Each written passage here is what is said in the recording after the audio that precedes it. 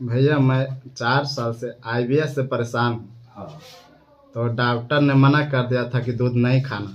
दूध मना कर दिया था डॉक्टर ने। हाँ, हाँ, तो 4 साल से मैं दूध नहीं खा रहा हूँ। 4 साल से आप दूध नहीं खा रहे हैं? हाँ। नहीं। तो मतलब दूध ना खाएं तो शरीर पर क्या प्रभाव पड़ सकता है? दूध ना खाए तो शरीर पर क्या प्रभाव पड़ेगा, है ना? जी। आप दूध नहीं खा रहे हैं 4 साल से, है ना? नहीं खाना। तो देखिए भाई जी, आप अगर दूध ना खाएं जी। तो इससे शरीर पर जी। बहुत दुष्प्रभाव पड़ेगा। आपके शरीर पर बहुत दुष्प्रभाव पड़ेगा। इसको मोटे मोटे तौर पर कहूँ तो 2 बड़े आपको क्षति होंगे दूध ना खाने की वजह से। जी। प्रथम क्षति ये होगा कि आप कभी ठीक नहीं हो पाएंगे। समझ रहे हैं? जी। आप कभी ठीक नहीं हो पाएंगे। क्यों? समझ रहे हैं क्यों? जी। क्योंकि हमेशा आपको एक डर बना रहेगा कि आप रोगी हैं। जी। आप हमेशा खुद को रोगी समझते रहेंगे, खुद को हीन भावना से देखते रहेंगे। जब कोई दूध खाएगा तो उसको देख करके आपके मन में भी ये आएगा कि हम भी काश दूध खाते हैं, है ना? और फिर आप ये सोचेंगे कि मैं तो दूध खा नहीं सकता, मैं तो आईबीएस से पीड़ित हूँ, है ना? तो इस तरह का आपका सोच रहेगा, है ना? तो इस तरह का सोच रहेगा तो आप हमेशा खुद को रोगी ही समझेंगे, है ना? खुद को रोगी समझेंगे, खुद को आप बीमार समझेंगे, है ना? और जब खुद को बीमार समझेंगे तो आप कभी ठीक ही नहीं हो पाएंगे। और जो भी भाई इस वीडियो को देख रहे हैं उन सभी भाइयों तक मैं ये मैसेज पहुंचा दूं कि देखिए भाइयों, अगर आप लोग दूध नहीं खाते हैं तो इससे आप हमेशा मतलब हीन भावना से ग्रसित रहेंगे। आप खुद को हमेशा रोगी समझते रहेंगे, है ना भाई जी? जब दूध नहीं खाएंगे तो मन तो दुखी रहेगा। कोई दूध खाते रहेगा तो उसको देख के इच्छा होगी कि हम भी दूध खाएं, है ना? फिर मन में आएगा, मन में जो है कि अपना ही मन जो है कि अपने को कहेगा कि यार तुम तो रोगी है ना? तुम दूध खाने में असमर्थ है, दूध खा नहीं सकता क्योंकि तुमको आईबीएस हुआ है ना? तो इस तरह का सोच रहेगा तो हम कभी भी ठीक नहीं हो पाएंगे, है ना? तो सभी भाई इसको ध्यान से समझ लें कि आपको थोड़ा थोड़ा दूध खाना है, ठीक है? इससे ये होगा कि आपको मोटिवेशन आएगा, है ना? आपको मोटिवेशन आएगा कि हाँ यार हम तो दूध खा सकते हैं, और आप खुद को नॉर्मल समझते रहेंगे, है ना? आप खुद को रोगी नहीं समझेंगे, खुद को बहुत कमजोर नहीं समझेंगे, खुद को समाज से अलग नहीं समझेंगे, है ना? आपको लगेगा कि हाँ जैसा वो है वैसा मैं भी हूँ, जैसा वो है वैसा हम भी हैं, वो भी दूध खा सकते हैं, हम भी दूध खा सकते हैं, हम कहाँ बीमार हैं भाई, है ना? तो इससे आपको मोटिवेशन मिलेगा और आप बहुत जल्दी इससे रिकवर हो जाएंगे, इस बीमारी से, इस झंझट से बाहर निकल जाएंगे, ठीक है? और दूसरा नुकसान की बात करें कि अगर आप दूध नहीं खाते तो दूसरा जो क्षति होगा आपको वो ये होगा कि आपके शरीर में स्निग्धता की कमी हो जाएगी। समझ रहे हैं? बॉडी को चिकनापन की भी आवश्यकता होती है, समझ रहे हैं? तो वो चिकनापन आपको नहीं मिलेगा अगर आप दूध नहीं खाते हैं तो, है ना? अगर आप कभी कभी मिठाई नहीं खाते हैं, कभी कभी खोआ नहीं खाते हैं, कभी कभी स्पंज नहीं खाते हैं, है ना? इस तरह का आप अगर खान पान नहीं लेते हैं, इससे अगर आप दूरी बना लेते हैं तो इससे होगा ये कि आपके शरीर में स्निग्धता की कमी आ जाएगी, चिकनापन की कमी आ जाएगी, समझ रहे हैं? और चिकनापन की कमी आ जाएगी, कैल्शियम की कमी आ जाएगी। दूध में कैल्शियम होता है, हमें दूध से कैल्शियम मिल जाता है, तो अगर आप दूध नहीं खाएंगे तो कैल्शियम की कमी आ जाएगी, बॉडी में चिकनापन की कमी आ जाएगी। चिकनापन की कमी आ जाएगी तो दिमाग कमजोर हो जाएगा, मज्जा धातु क्षीण हो जाएगा, समझ रहे हैं? सब कुछ संतुलन में चाहिए होता है बॉडी को, है ना? बॉडी को दूध भी संतुलन में चाहिए होता है, सम मात्रा में, है ना?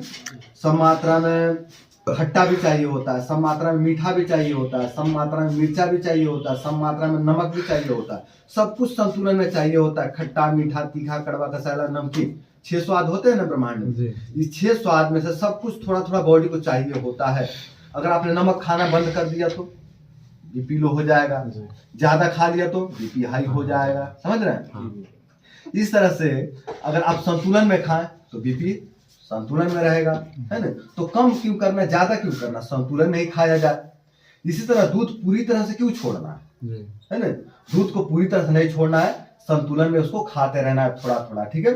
तो इससे तो हमारा शरीर का पहचान भी बना रहेगा। दूध से जो हमें मिलने वाला है पोषक तत्व वो भी मिलता रहेगा, हमारा ब्रेन भी ताजा रहेगा, है ना? अपना जो दिमाग है ना बंधु, मज्जा धातु से बना हुआ है ना? मज्जा धातु से, और दूध जो है जाकर के मज्जा धातु में बहुत अच्छा काम करता है, समझ रहे हैं? तो दूध खाने से दिमाग अच्छा रहता है, दिमाग मजबूत बनता है ना? अब आप 4 साल से दूध नहीं खा रहे हैं, है ना? बहुत से भाई हैं, केवल आप ही नहीं है, बहुत से भाई हैं जो 4-4 साल से, 5-5 साल से, 6-6 साल से, 10-10 साल से दूध छोड़े हुए हैं। क्यों? क्योंकि डॉक्टर ने उनको मना कर दिया था जब पेट खराब हुआ था तब, है ना? और डॉक्टर ने एक बार मना कर दिया तो भाई साहब पूरा गांठ बांध के रख लिए, फिर दोबारा कभी खाए ही नहीं, है ना।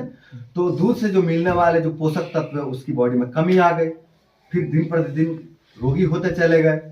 और न पीने दूध न खाने के कारण खुद को अपने आप को हमेशा समाज से अलग रखे, है ना, खुद को रोगी समझते रहे, है ना। तो खुद को रोगी समझते रहे तो अब तक ही उसको झेल रहे हैं। और यदि थोड़ा थोड़ा खाना शुरू कर दे आदमी, बहुत जल्दी से रिकवरी मिल जाती है भाई। देखिए बिल्कुल भी भयभीत चिंतित नहीं होना है, खुद को हीन भावना से नहीं देखना है ना। हमेशा पॉजिटिव रहना, एकदम सहज बन कर रहना, सहज जीवन जीना है भाइयों।